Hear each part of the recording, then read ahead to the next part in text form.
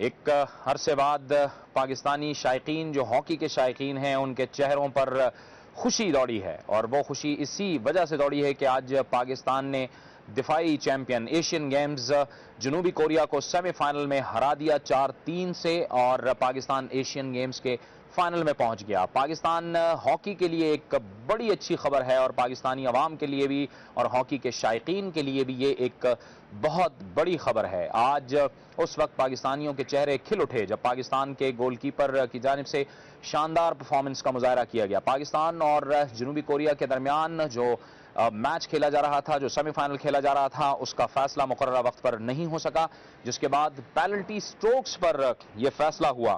پاکستان، یہ بات یاد رہے کہ پاکستان 20 سال بعد ایشین گیمز کے فائنل میں پہنچا ہے۔ آخری بار پاکستان نے 1990 میں فائنل کھیلا تھا۔ اس کے ساتھ ساتھ یہ بھی ایک اہم بات ہے کہ پاکستان نے دفاعی چیمپئن جنوبی کوریا کو شکست دی ہے، اور یہ فیصلہ پینلٹی سٹروکس کی بنیاد پہ ہوا ہے۔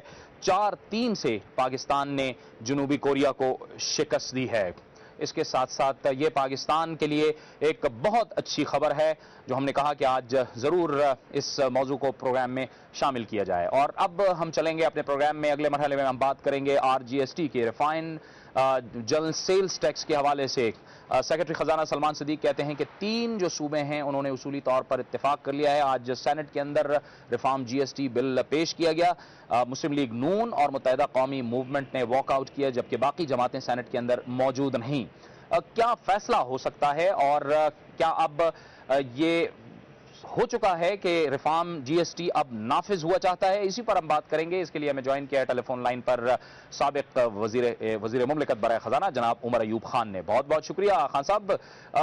آپ نے دیکھا مختلف جماعتوں کے نقطہ نظر سامنے آئے، لیکن اب ہم دیکھ رہے ہیں کہ یہ بل تیزی سے پاس ہونے کی جانب گامزن ہے، اور ریفارم GST نافذ ہوا چاہتا ہے۔ یہ جو اپوزیشن نے جو سٹینڈ لیا ہے، آپ کو لگتا ہے کہ یہ ایک ٹرو سٹینڈ تھا، یا پھر یہ ایک صرف دکھاوے کا سٹینڈ تھا؟ بسم اللہ الرحمن الرحیم۔ جاوید اقبال صاحب بہت شکریہ، آپ نے مدعو کیا اپنے شو پہ۔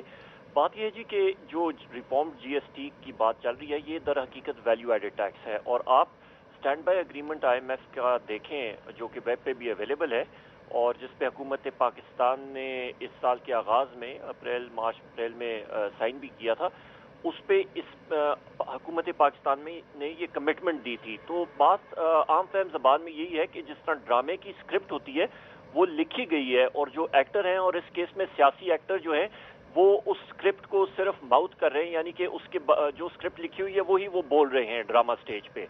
تو در حقیقت بات یہی ہے، بدقسمتی کے ساتھ میں خود بھی ایک سیاسی ورکر ہوں، پر اس وقت یہ نورہ کشتی لگی ہوئی ہے قومی اسمبلی میں بھی اور سینٹ میں بھی۔ اپوزیشن نہ ہونے کے برابر ہے۔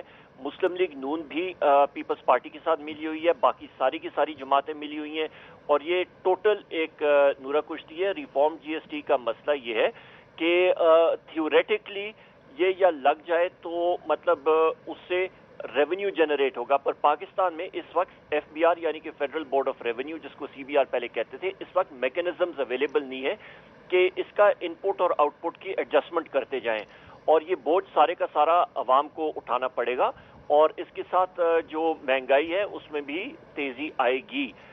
اس میں کوئی شک شبہ نہیں کہ ڈیولپڈ ملکوں میں یہ اویلیبل ہے، پر وہاں پہ میکنزمز بھی اویلیبل ہیں، موجود ہیں، جن کے تحت ان کی ایڈجسٹمنٹ ہو جاتی ہے۔ وہ یہاں پہ اویلیبل نہیں ہے، اور ایک نیا مطلب آپ سمجھیں کہ مصیبت ایک کھڑی ہو جائے گی۔ انڈسٹری جو دے رہی ہے ویلیو ایڈڈ ٹیکس، اس کو تو اتنا مسئلہ نہیں ہوگا، پر جو آپ کے سروسز اور دوسرے سیکٹرز ہیں وہاں پہ مسئلہ پیدا ہوگا ضرور۔ اور اپوزیشن کا جہاں تک تعلق ہے تو واک آؤٹ کرنا جو ہوتا ہے وہ تو ایک سرنڈر کرنا ہوتا ہے، یا اس کو اپوز کریں اور یا اس کے خلاف ووٹ کریں۔ واک آؤٹ کرنا جو ہے وہ تو اسی طرح ہی ہے کہ جی ہم لوگ آپ ووٹنگ کر دیجیے گا اور ہم لوگ واک آؤٹ کر دیں گے، آپ کو ہم لوگ کلیئر فیلڈ دے دیں گے گول کرنے کے لیے۔ بہت بہت شکریہ، بہت بہت شکریہ جناب عمر ایوب خان، سابق وزیر خزانہ برائے مملکت، ہمارے ساتھ گفتگو کر رہے تھے اور اپنے خیالات کا اظہار کر رہے تھے ریفارم GST کے حوالے سے۔ ان کا کہہ رہا تھا کہ جتنی بھی اپوزیشن میں شامل جماعتیں ہیں ان کا یہ ایک سٹنٹ تھا، یہ ایک دکھاوا تھا، یہ پہلے سے ہی اسکرپٹڈ تھا کہ معاملہ اسی طرح چلے گا۔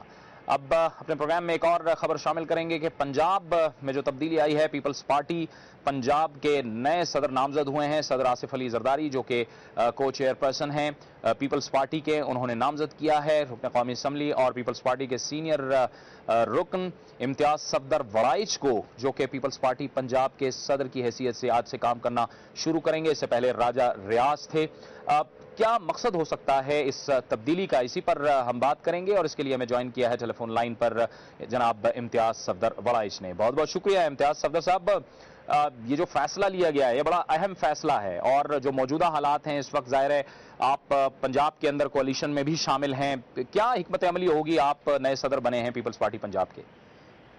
بہت شکریہ جی، آپ نے مجھے موقع دیا۔